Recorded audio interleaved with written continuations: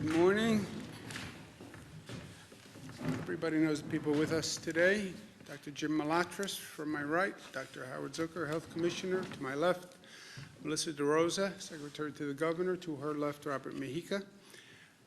To our friends celebrating Good Friday today, I wish them a Good Friday. To our friends celebrating Passover, I wish them the best.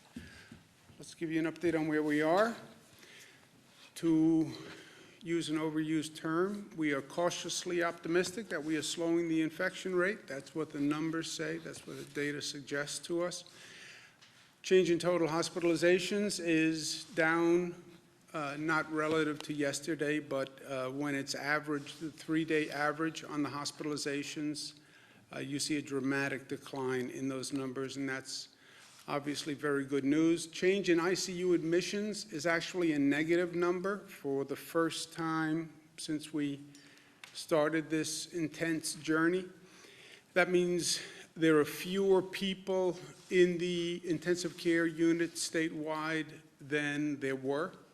And again, that's the first time we've seen a negative number, so that's good. The 3-day average of that is down. Change in intubations is a little tick higher than it's been in the past few days, but it's still overall down. The 3-day average is also down. The bad news is we continue to lose a tremendous number of lives and endure great pain as a state. 777 lives lost. I understand intellectually why it's happening. It doesn't make it any easier to accept. What's happening is the number of people who came in 2 weeks ago when we had those very high hospitalization rates. Either you get treated and get better and get discharged, or you stay in the hospital and probably wind up on a ventilator, and the longer you're on a ventilator, the less likely you will come off the ventilator. And that's what's happening now. These lives lost are people who came in at that height hospitalization period, and we're losing them. The number is lower than yesterday for those who can take solace in that fact. As someone who searches for solace in all this grief, the leveling off of the number of lives lost is a somewhat hopeful sign. The number of total lives lost, 7,844. For people, just to put this in perspective, I lived through 9/11, as many New Yorkers did, who are of somewhat advanced age. And I believe 9/11 was the worst situation that I was going to deal with in my lifetime.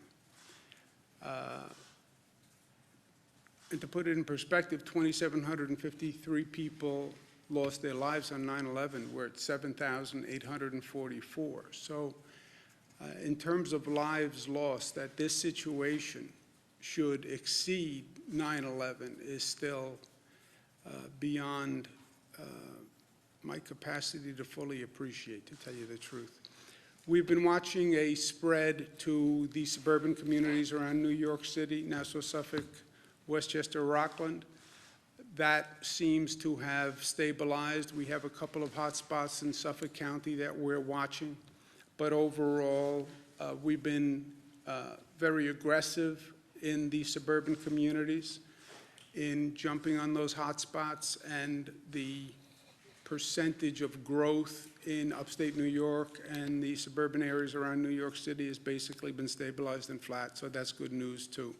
So overall, New York is flattening the curve, and we have to flatten the curve because when they showed us the projection models of what the statisticians projected the curve would do, we have no capacity to meet those projections. In other words, Columbia University, who was projecting the highest caseload, said we needed 136,000 hospital beds in New York City when we started, which was just several weeks ago. 136,000 hospital beds in New York City. We only have about 33 to 36,000 hospital beds in New York City. So that was obviously distressing, to say the least. McKinsey had projected we would need 110,000 hospital beds. They had a second scenario, which they considered their moderate scenario, which was 55,000 hospital beds statewide. And again, we didn't have that capacity, even on the moderate scenario. The Gates-funded IHME suggested we needed 73,000 beds. We didn't have that either. So none of these projections were in any way comforting to us. The actual curve is much, much lower than any of them projected. And, well, what's the variance? How do you come up with an actual curve that is so much different than what those experts predicted? First, in fairness to the experts, nobody has been here before. Nobody. So everyone is trying to figure it out the best they can. There is no model to track against. Second, the big variable was, what policies do you put in place? And the bigger variable was, does anybody listen to the policies you put in place, right? I'm governor of the state of New York. Yeah, you can announce a policy. That doesn't mean anyone is going to follow it. You can announce a policy, we're going to close down all businesses, everybody must stay home. And if people don't follow it, or they don't take it seriously, or they believe you're being premature, or you're being political, they wouldn't follow it. And then what do we do? What do we do, arrest 19 million people, or ticket 19 million people? So the big variable was, what policies do you put in place? And the bigger variable, does anybody care? And does anyone follow it? And all these social distancing, stay at home, nobody has ever done this before. So the statisticians had to come up with a premise on how many would comply, and we've actually exceeded that. But we have to keep doing it. You know, people tend to think, well, this is a natural trajectory of the disease. There is no natural trajectory. The trajectory is the trajectory that we create by our actions. The natural trajectory would see that line continue to go up. It would continue to go up and up and up until you develop herd immunity, where you would see many, many more infections. So we did that. We are doing that. And that's why we have to stay the course. I said to someone this morning, you tell me how we behave today, and I will tell you the infection rate 2 days from today or 3 days from today. What we do today will determine the infection rate 2 or 3 days from now. So what we're doing is working, stay with it, even though it is a grind and even though it is difficult, we have to stay with it. We have to stay with it operationally on our hospital system, where we're coordinating statewide in what we call the surge and flex system. We have 50% additional capacity on our hospital system. We're sharing equipment all across the system. We have to continue helping people who are struggling every day. Food assistance is a real issue for people. We're going to add $200 million to provide more than 700,000 low-income households more funding for food, basic food. Continue to help our medical workers, who are the frontline soldiers in this battle and who've done a phenomenal job. I know I say it all the time, but every day they're out there doing truly the Lord's work. We're going to provide additional housing. I want to thank all the companies that have come forward to be part of this effort. Airbnb is contributing funding to provide housing for our healthcare workers. 1199 SEIU is working with Airbnb, and they're providing their members with additional benefits. We have hotels that are coming forward and offering free hotel rooms, so we thank them all very much. Last night, as a signal of our thanks to the workers who are out there every day. We lit up our landmarks in the New York City area and in Niagara Falls blue in their honor, and that's a nice symbolic tribute. What's even better is to take action that shows our gratitude. Saying it is nice, doing it is even better. And after 9/11, Congress created a Victims' Compensation Fund. I've been working with our congressional delegation. We think the federal government should set up a Heroes Compensation Fund to compensate our health care and other frontline workers for what they did here. Saying thanks is nice. Actually providing assistance is even better. The big question is going to turn to when do we reopen, especially in places like New York, where we're going to see the numbers now starting to change. The natural trajectory, the human movement is going to be, okay, now let's reopen. I need to get out of my house. I've been cooped up, cabin fever. I need funds. I have to work. And that's going to be the next question, next issue that we have to deal with. What I say on that question, again, none of us have been here before, so let's learn from what has happened so far, and let's learn from what we have been seeing over these past few months, so it informs what we're doing going forward. First of all, the key to reopening is going to be testing. I've said that from day one. It's not going to be a light switch where you flip this economy like you flip a light switch. It's not going to be everybody goes back next Thursday. It's not going to happen that way. It's going to be a gradual, phased process, and it's going to be reliant on testing. Testing of antibodies, testing for diagnostic results, and testing on a scale that we have not done before. Now, New York State has been very aggressive on testing, and our state lab has been very aggressive on testing. Our state lab is now developing an antibody test, which is a fast and not invasive test. Right now, the State Department of Health can do 300 tests a day. By next Friday, they'll be able to do 1,000 tests, 2,000 tests the following week. That's great. Sounds like a lot, but 2,000 tests are still a drop in the bucket. And I'm proud of how New York has advanced on testing. You look at how quickly New York State has moved on testing and how many tests we have done. We've done a higher percentage of tests in New York State than other countries have done. And New York State far exceeds what this nation as a whole is doing on testing. Even with our high capacity and high performance on testing, it's still not enough.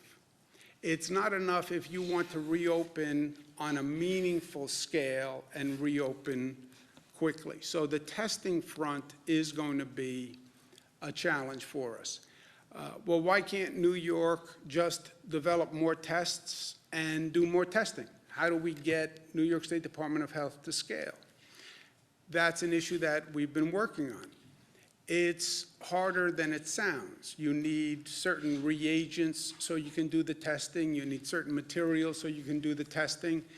And it's very hard to get these reagents, right? You're in a situation where countries all across the globe are trying to do the same thing.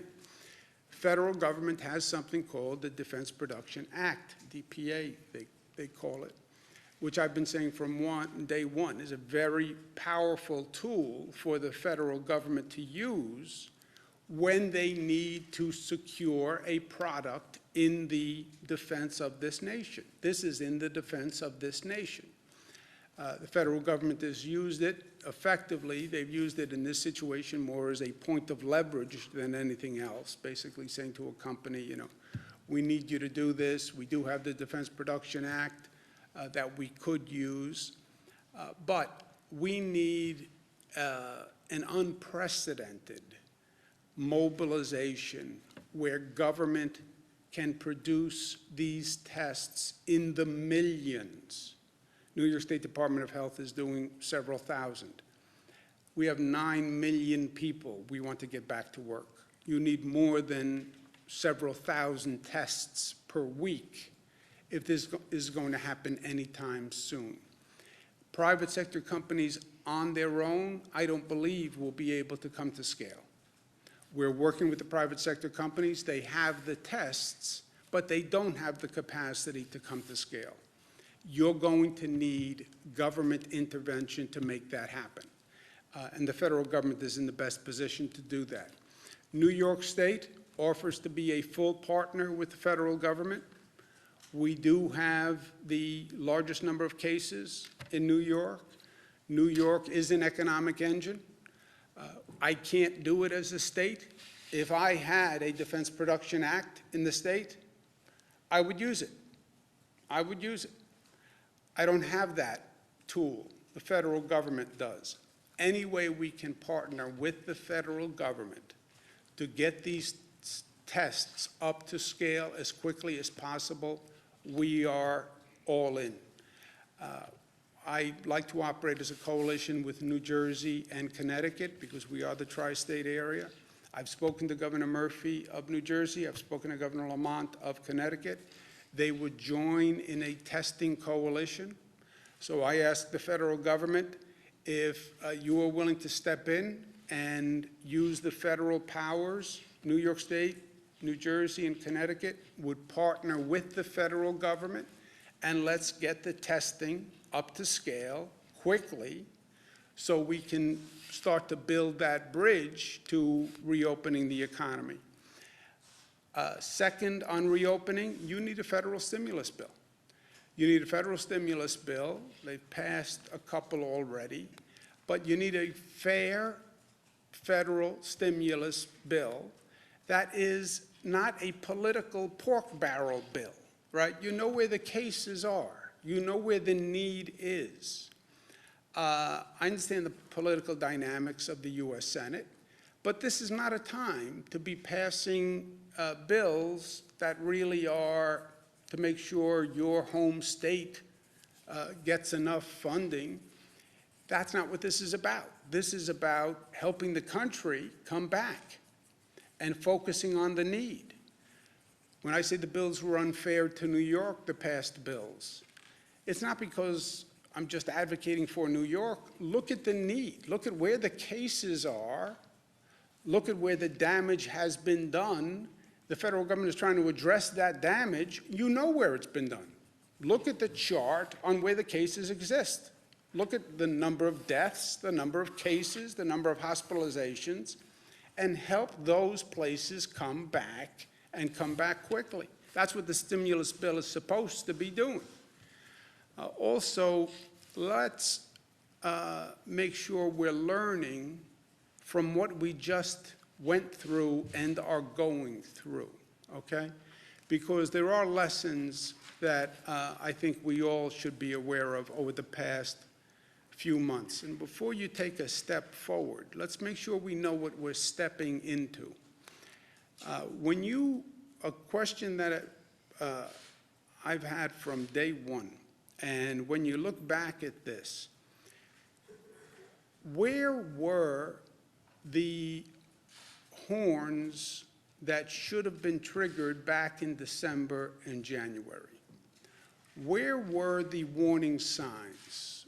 Who was supposed to blow the whistle? The president has asked this question, and I think he's right.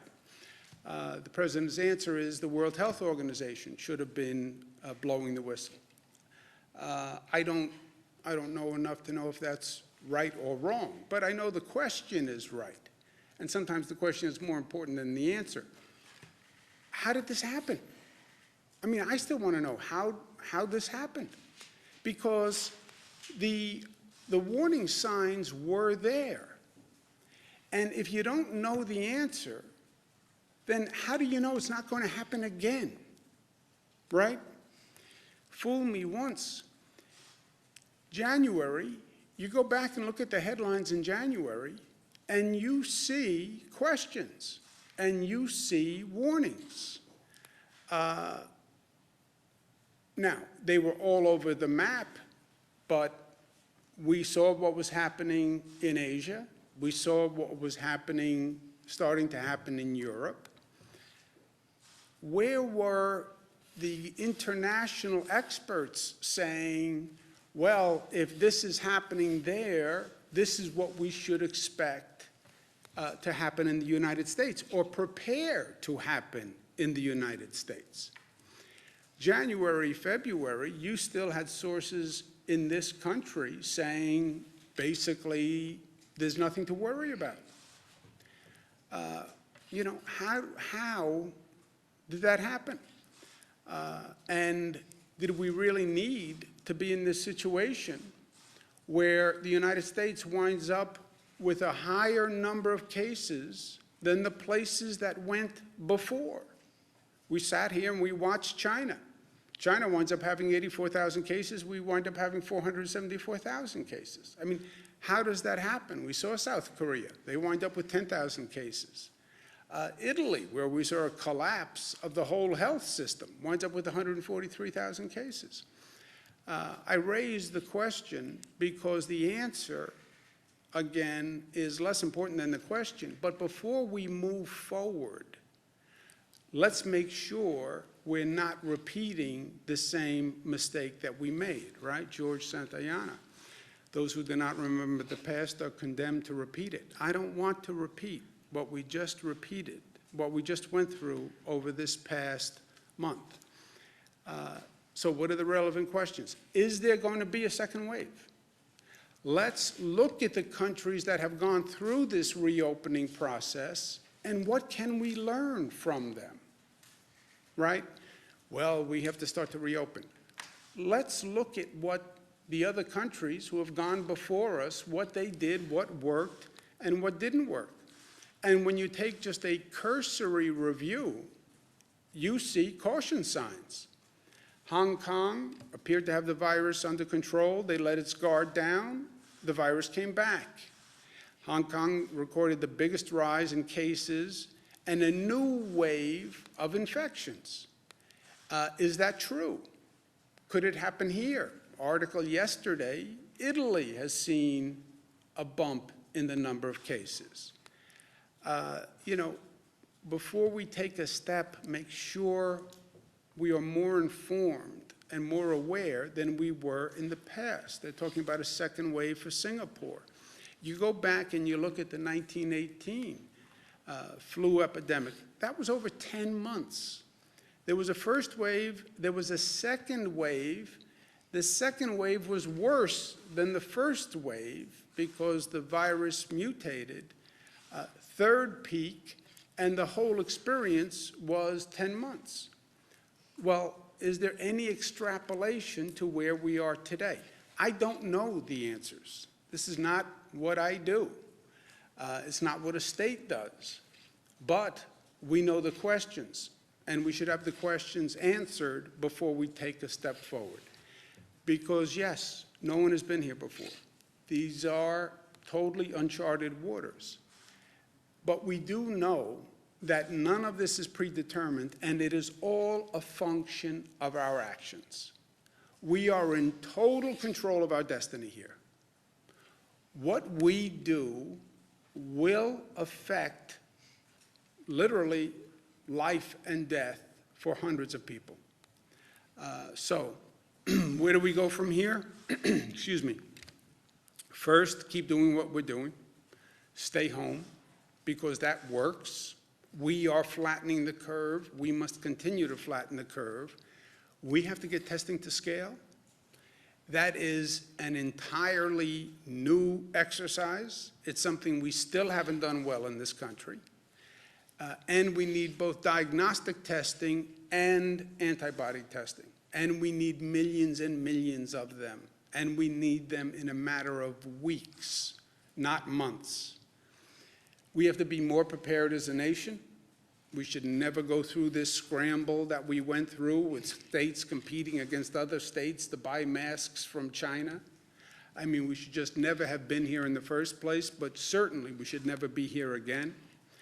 And then let's make sure we study the waters ahead and proceed with caution before we set off on the next journey. And when we talk about reopening, let's study the data and let's look at what has happened around the world and let's make sure the best health minds in the country are giving us their best advice. How do we go forward? We stay New York tough. New York tough means more than just tough. It means discipline, means unified, means loving, and it means smart. And now is the time to be smart, and now more than ever. And that's what it means to be New York tough, and we are. Questions? Are hospitals currently being used to their fullest potential, and how long will they stay up and running? You should have stayed with it, Bernadette. You had it for a second. You had it for the first 10 seconds. It was all you. I'm sorry? Are temporary hospitals currently being used to their full potential, and how long will they stay up and running? The temporary hospitals are an overflow relief capacity valve. I showed you the projections, which all called for a multiple number of hospital beds than we have. We took our 53,000 beds, we raised it to 90,000 beds, and then we created, that still isn't enough by some of these projection models. We then created overflow facilities, JAVITs, several 200-bed overflow facilities, and knock Formica, we don't have to use them if the hospitalization rate stays low. They are being used to some extent. JAVITs is being used to some extent. The Comfort is being used to some extent. I've said to the hospitals a number of times, if you need relief, we have it. But if the hospitalization rate stays the same, we have up to a 90,000 bed capacity in our system, fully taxed, up to the brim. But that's an overflow capacity that I hope we don't use if we keep this curve down. Bernadette? The second wave? You can answer it. I'm sorry. What was this? Do you want them around for a second wave? I don't want the second wave. That's I don't want a second wave. I don't want a third wave. I don't want a 1.5 wave. I want this to be it. What data are you looking at indicating one is second wave, but two, regarding testing, what is the holdup? What's the logjam right now? And what exactly do you want from the feds? What happens on the testing is basically we rely on private sector companies to do these tests. So private sector companies would have to develop a test. They would have to acquire the reagents to compile that test, whatever physical equipment they need, a finger, a swab, et cetera, and then package them, and they'd have to have millions. And they'd have to have millions quickly. And then we'd have to figure out how to actually take those tests once you had millions of products. We've been working with labs. We've been working with suppliers. That is much easier said than done. We haven't found a private sector company that can come up to scale that quickly. They can't get the reagents. They're not equipped. We said a few days ago, we asked private sector companies to come forward that we would invest with them to develop capacity and scale. But I don't believe it happens without a significant partnership with government, where government comes in and says, I'm going to fund this, we're going to do it up to scale, we're going to form a coalition, we're going to form a consortium, we're going to put together the New York State Department of Health with the Connecticut and New Jersey Departments of Health. We're going to acquire the reagents from other countries. I don't even know that you can get all the supplies in this country. So it's not an art form per se. We have the test. There are private companies that have the test. The art form is coming up to scale that quickly. It's the mobilization, the creation of the operation that can make millions and millions of tests, right? You could use 10 million tests in New York tomorrow, just on the going back to work. By the way, I would love to see people before they go into a nursing home in the new normal. Before you start visiting people in a nursing home, you take a rapid test at the front door. and you get the results in 20 minutes before you walk in to visit someone. Healthcare workers, test them all. But that's millions of tests.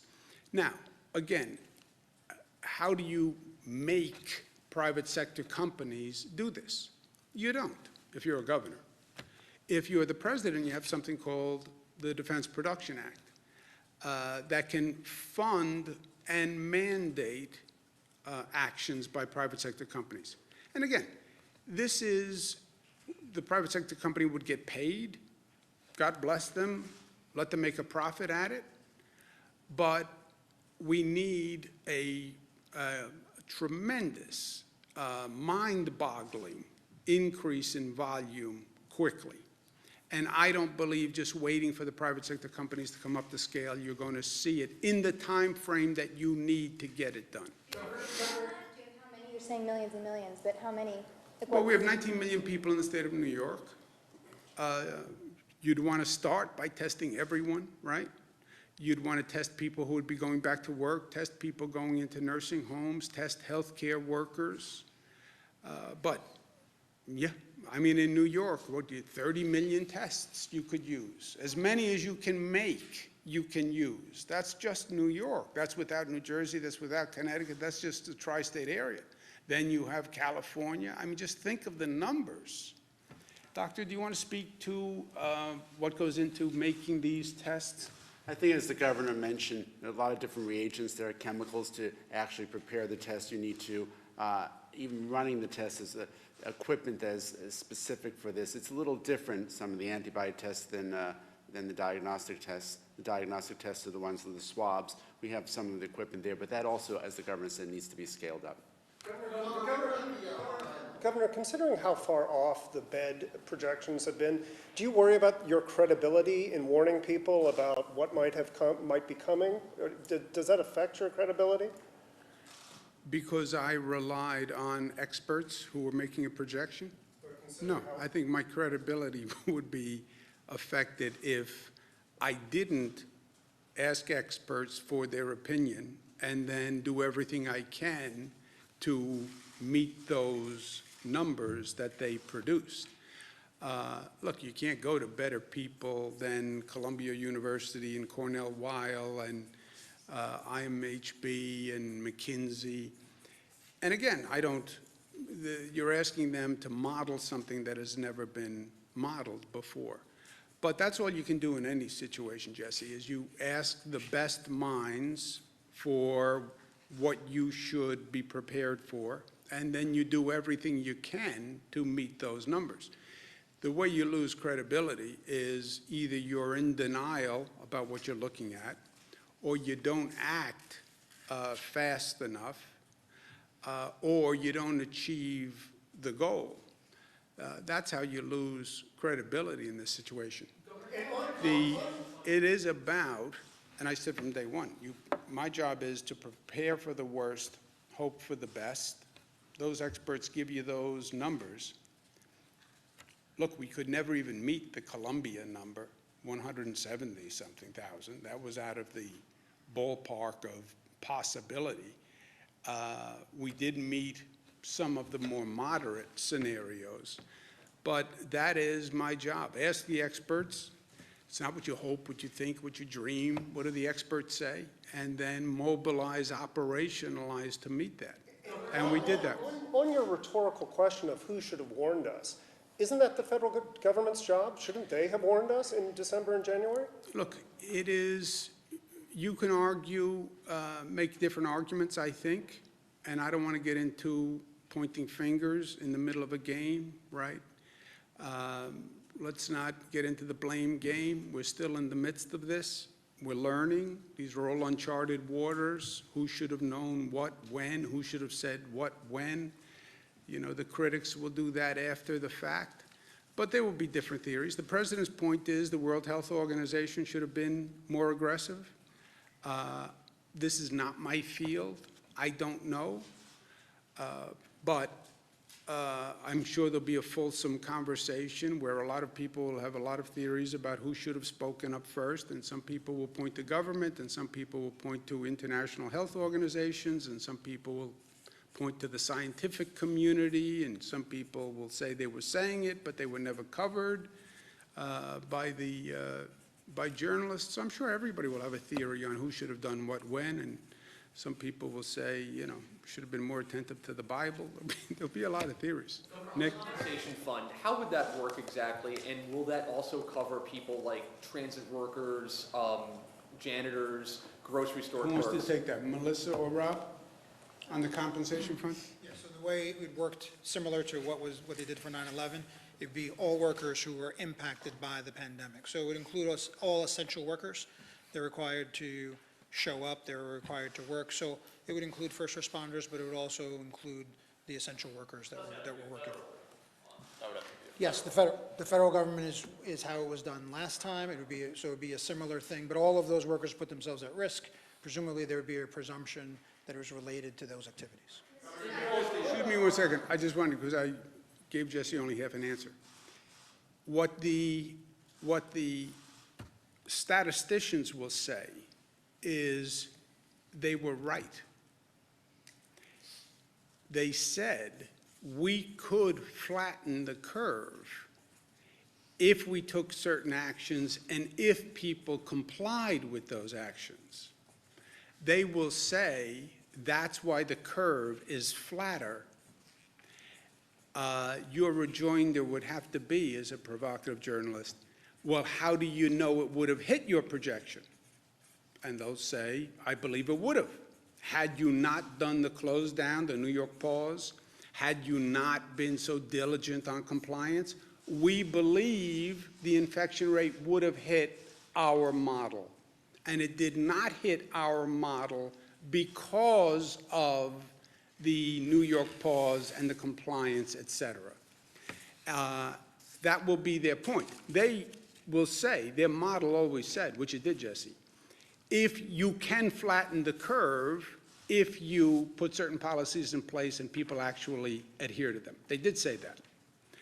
You'll then be left with a question that is unanswerable. Well, if none of those policies were put in place, would you have hit those numbers? Nobody will ever know.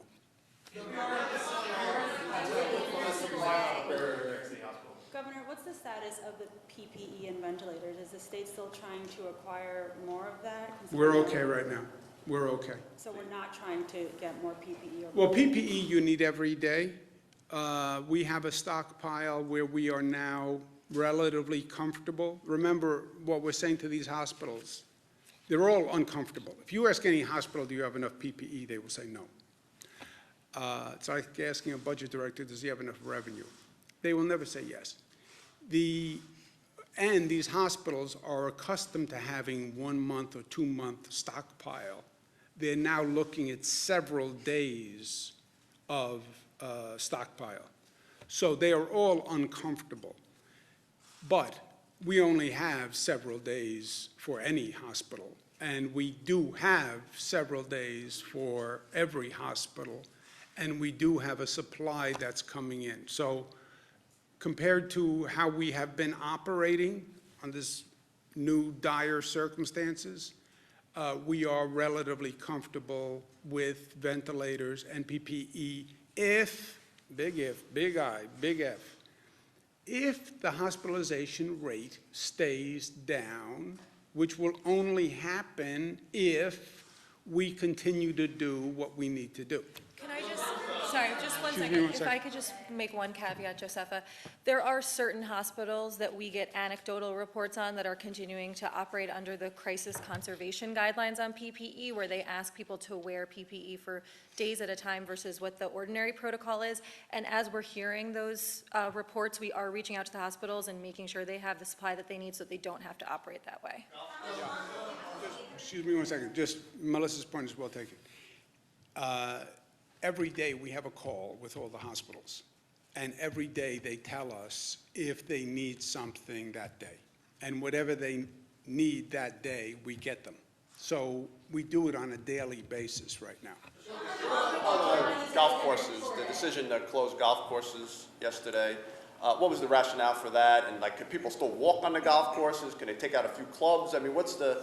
What are the full requirements on golf courses? Joe Spector wants to know, being he's a golfer. Who knows the full, can you walk on a course with clubs if you don't hit a ball? It's a good question. It's a highly, we're going to have to litigate it. Joe wants to know, can he walk the course with clubs if he's not hitting a ball? There's no golfing, it's an extension of, there's no basketball, there's no tennis, there's no any of these things. We're encouraging people to stay home to the extent that people are getting out and doing exercise. We don't want there to be a situation where there's caddies, where there's group activity. If you're golfing, there's not just two people golfing, there's someone running the golf course, and it's counter to the other messages that we're sending. So yes, ESD made the decision to close golf I courses. would argue, if I were you, I would say I'm hiking the golf course. You could say I'm hiking the golf course, because hiking is allowed. So I would say I'm hiking the golf course. That'll stymie them, Joe. Yeah, Nick? We heard a lot about, there's way more bodies being buried at Hart Island than there have been in the past. What do you know about Hart Island? Do you know if any COVID-19 positive people have been buried there? I know Hart Island. I know nothing about Hart Island and burial of COVID people. Is that something you would be briefed on, or you would find out about? I'm normally not briefed on Hart Island, but I can inquire for you and we'll get back to you. Melissa, I just want to ask you about the unemployment piece. Let's do someone who hasn't asked a question. How is the antibody test administered that you're working on right now? Sure. So right now, it's a blood test, just like any other blood test, but we're working on a way to do a finger stick or a heel stick, very much like we do newborn screening tests, and use that blood spot as a test. How much longer will New York be losing 800 people a day? And how many people does it look like we're going to be losing now? The projections suggest, well, first, we didn't lose 800 people today, right? 777. The healthcare, what they have done in healthcare in this state is amazing. And the numbers of loss are staggering. The numbers of lives they saved are also just staggering. They've saved tens of thousands of lives, right? We hope that we have seen the worst. We don't know, because the infection rate is purely in our control. You tell me what New Yorkers do today. I will tell you what happens to the infection rate in 2 days and 3 days. And we are in control of how many people die. We are all in control of that. It is a consequence of the actions that we take. We will determine how many people live and die. Let's think of it that way. Also with that, I forgot to do something. We have a short video that we produced that Melissa can talk about on this stay-at-home message. For the last 6 weeks, we've done a number of social media campaigns to drive home the point that the personal decisions that we're all making today have a direct impact on the lives of other New Yorkers. And as an extension of the Who I Stay Home For campaign that we launched a few days ago, we asked New Yorkers to share with us personal private photos of how they're spending their time at home and let us see into their lives. And they were incredible. They show New York tough at its defining moment, and we wanted to share them with you. So there's a 1-minute short video that cuts them all together if you want to play that.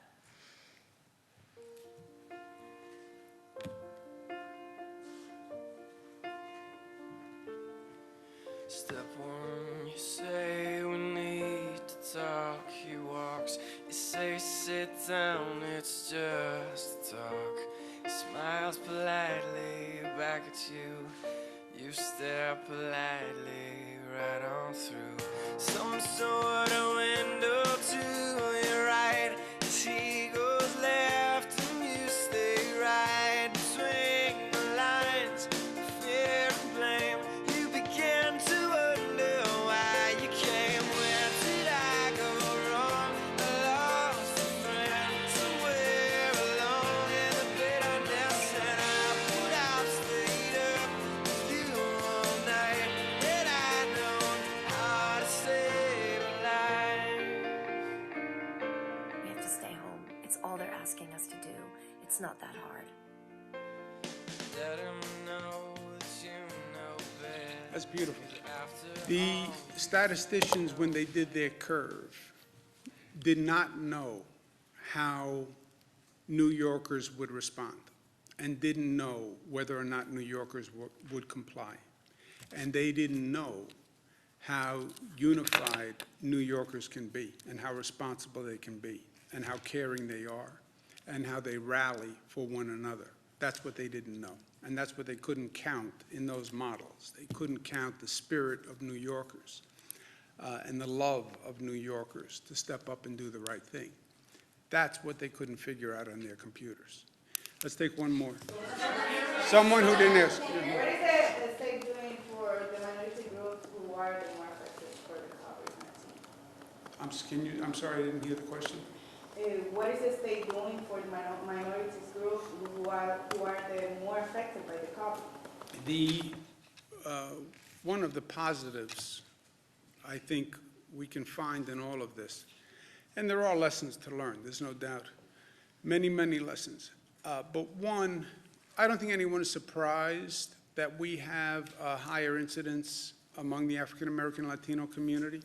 Luckily, the disparity in this state is not as nearly as bad as we see in other places in the country. But there's no doubt systemic racism in our society still, and there's systemic structural inequality in our healthcare system. We are going to do more testing in African American Latino communities. We opened more sites yesterday. We want to find out more information than we've ever found out before. We have the State University of New York at Albany that's going to be working with the Department of Health and Northwell to find out why, first of all. They'll say, well, more comorbidities in the system. They'll say people had less access to health care. I also believe it's partially because you have more African Americans and Latinos in the public sector workforce. More of them were essential workers. They had to go to work. They didn't have the luxury of staying home, frankly. They didn't have the luxury of going to their second home. They didn't have the luxury of going to stay with their sister in some other place. They had to go drive the bus, and they had to drive the train. And they had to go to the hospital because they're the healthcare workers. So let's understand it, let's learn about it, but then let's fix it. Let's fix it. And let's use this as a moment to understand the injustice and remedy it. Thank you very much. I'll talk to you tomorrow. Say again? Should pay raises for statewide elected officials be frozen? Good, it's up and running this morning. Freezing the salaries for state workers now, and we'll see how the budget goes. Done about 6,000 calls so far this morning, and the new system is up and running. Also, Melissa, on unemployment, will Google, how much are you guys paying Google to? We can get you that information. Also,